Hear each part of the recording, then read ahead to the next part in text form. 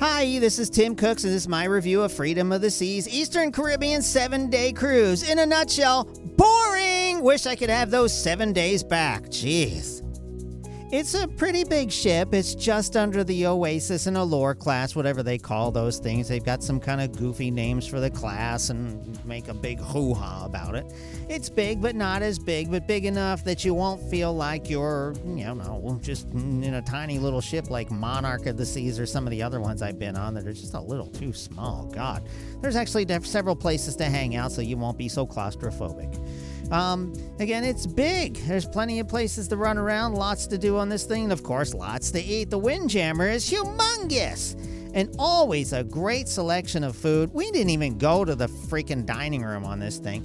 You can see they have the two restaurants. They have Chops and Giovanni's Italian. I think that's what it's called. But the Windjammer always has the same food. It's just a lot easier to get and a lot more convenient. Of course, lots of fat people running around eating 4, 5, 6 helpings or whatever they eat, not helping their diet at all, and never saw any of these people at the gym.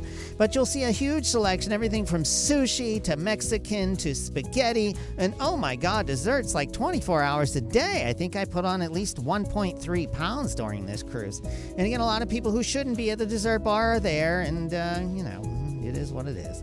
They had a lot of fish things here, and again, all the stuff you can get in the dining room, most of it except for the lobster and stuff you can get in the Windjammer. And the hours are pretty convenient. You can get there any part of the day, and they close a couple times a day. But no biggie, you can just stuff a whole bunch of food into a bag and shove it back into your face in your room. Because there's oh, look at this cake. It was humongous. I couldn't believe all the fatties that ate all this. Oh my God, half of it's gone. It's humongous. Now, when you're walking around the ship, there's all kinds of pools and hot tubs, but the people in these hot tubs were a little sketchy on this particular cruise. It was raining and people were still in the pools. But you see, I'm sitting here outside here and watching these people. They're in the hot tub for hours and they never got up to go to the bathroom. They're drinking all these beers and these fruity, punchy drinks and never getting up and going to the bathroom. It reminds me of the kids in the hot tub because they never get out either, so you wonder where all that urine is going. Pretty nasty. Hyperchlorinate, people. But lots of pools, lots of fun, all kinds of contests out here. Again, it rained a couple of days. And then they have this goofy flow rider on the back of the boat where you can pretend surf and do all kinds of crazy tricks. This girl actually turned around and people were going crazy for her, and then she fell on her ass. Well, actually on her front, but on her front ass. And a lot of girls lose their tops, which is kind of comical. Not for them, anyway. Giant rock wall on the back, and then there's a basketball court where they play dodgeball. Who the hell, like adults playing dodgeball, and they were wailing each other. Then there's a lame kind of miniature golf on the back, and a lot of people playing that. We had a couple days at sea. It was really boring. What's really cool is the ice skating rink. That's right, they convert one of the theaters into this little ice rink, and they do a little show, which is... I had to say the entertainment on this particular ship was kind of lame. They were a little too relaxed, as was everybody else. Every day you get a cruise compass in your room, which is kind of like a table of contents on what's going on that day. It shows you the restaurant hours, the specials, and everything that's going on in terms of activities all over the deck, the contests, the trivia, the shows for that particular evening. And it's all in this nice little concise thing with type that's smaller than a microscope. You know what I'm talking about. The theater is really nice. It's big. It's kind of gauche and gaudy, but they actually have some really good shows on some of the boats. This one in particular had a magician. I think his name was Drew Thomas, and I've seen him before 6 or 7 months ago, and he was pretty neat, pretty decent. Did the same show. The rest of it's kind of lame, just illusionist kind of stuff. But he does this trick at the end with this little snowflake, tells this bogus story about some little kid, blah, blah, blah, blah, blah. Turns it into a snowflake, and then he does this hocus pocus and magically makes it snow in the whole theater. It's actually pretty cool.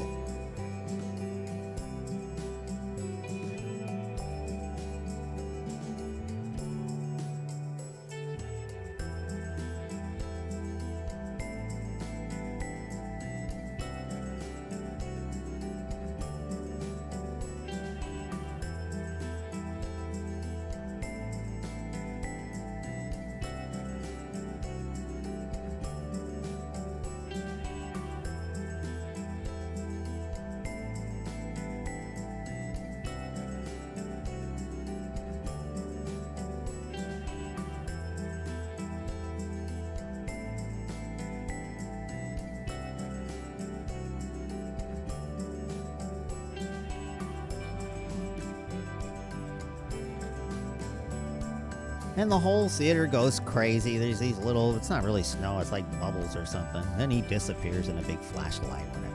So this is the promenade. This is where everybody hangs out when it's raining outside. This is where a lot of the restaurants, well, not the restaurants, but the snack places. There's a cafe here that serves Starbucks. You have to pay for it. It's not included. It's a little pricey, too. It's amazing how many people drink this stuff. Then there's this cupcake for overpriced gourmet cupcakes, and you can make cupcakes a couple of times. A Ben & Jerry's, which also is not included. You'll have to pay for that, too. A general store where you can buy like tampons and weird stuff, and they also sell liquor. And just a randomly misplaced old car happening to sit on the promenade for no particular reason in front of Vintages, which is their wine bar, but they also have soda and beer in there, too. And then there's this Irish pub, which is kind of out of place, kind of across from the wine place, but there's no fish and chips. All you can get is beer and drinks here. Pretty weird. But as far as almost 24-hour-a-day places, there's this pizza place here where you can get pizza up to about 3 in the morning, I think. And, of course, Michael Kors and gaudy jewelry and all kinds of crap you can buy on the boat and waste your money on that you could otherwise buy at home for probably about the same price. There's sales all the time and whatnot.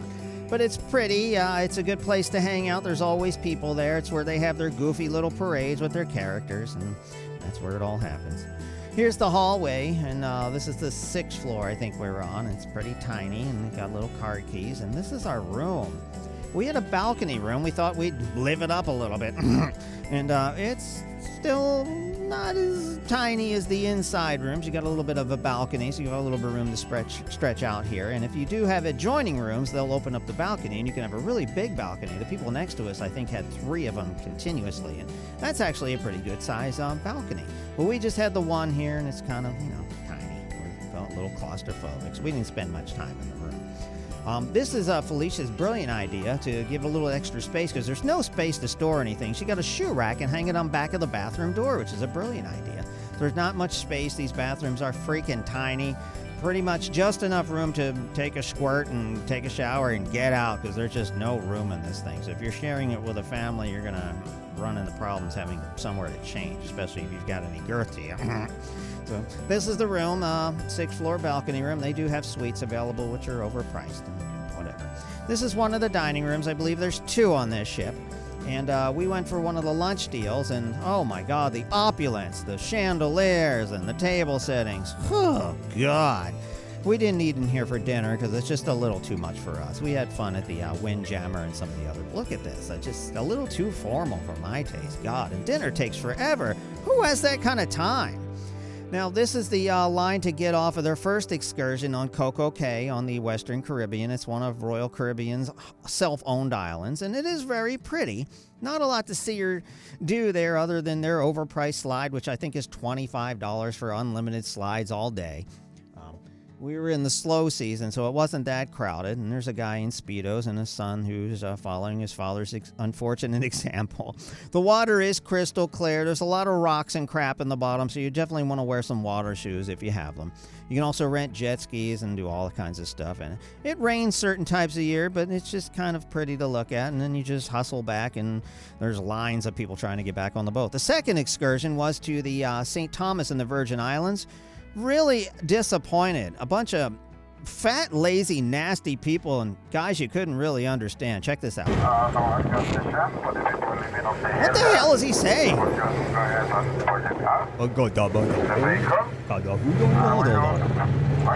was really disappointed in St. Thomas. I really thought it was nasty, it was dirty, it was ugly, it was small. And the bus is, oh my God, it was like a ghetto cruiser. No idea what this guy is saying. And all of us were just kind of looking, he's like, you get this? No. You get this? No. We need subtitles. So we found there's McDonald's and all kinds of crap. This is the American Virgin Island, and ironically, you drive on the left hand of the side of the street, which is weird, because the other Virgin Islands, you drive on the right. It's not even American. So we went to this little beach thing here, and it was just kind of lame. You can rent snorkel gear. I think in our excursion, it was paid for, and we got it, and we tried it out, and we're like, really nothing to see here, and like, blah, blah, blah, blah, blah. There was no food or anything here either, so we were starving by the time we got back to the boat. They just redone the bathrooms and whatnot.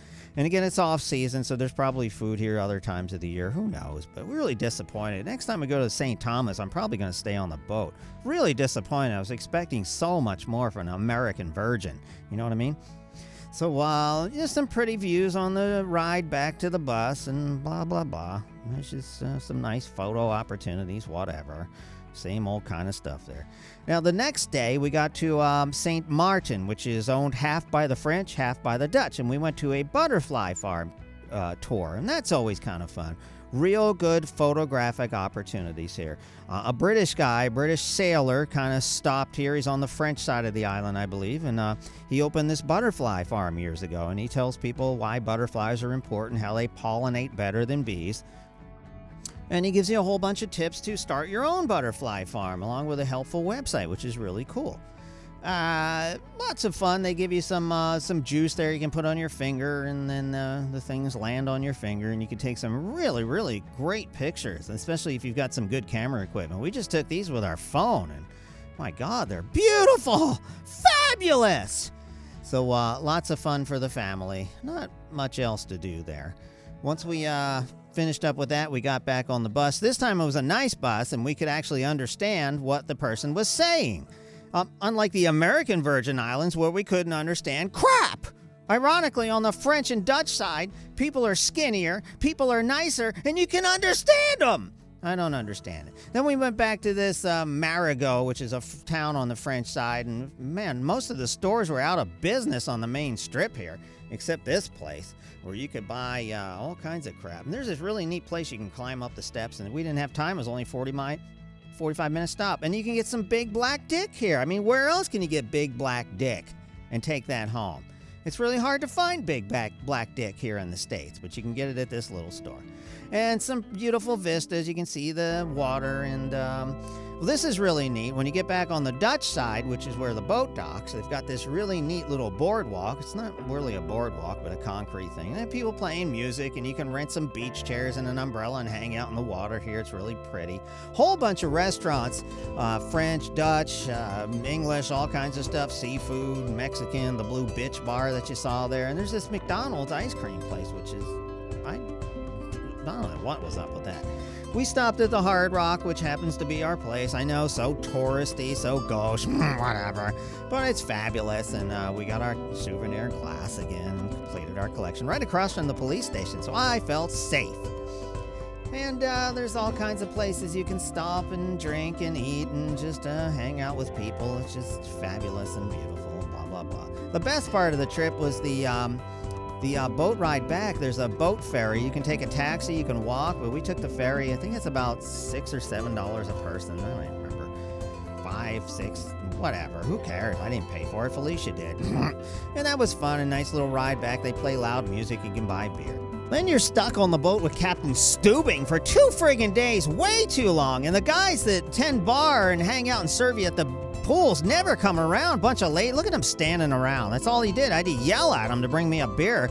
Ended up going to the bar. And then there's photo opportunities, which are way overpriced, including this one that's 30 pictures for $2,600. Not fabulous. Felicia was bored out of her skulls. 2 days on that boat, just a little too long, watching vapor trails, trying to keep ourselves busy. Fortunately, we had internet, and so we got Netflix, and Jesus. Then you can book your next cruise on. We're going to book a Western Caribbean, a lot more exciting ports of call where people speak English. A lot more fun and dancing and crazy stuff to see. So next time we're going to do a Western. Eastern, I'm not into it. Tim Cooks, and thanks for watching, and please comment on your experiences below.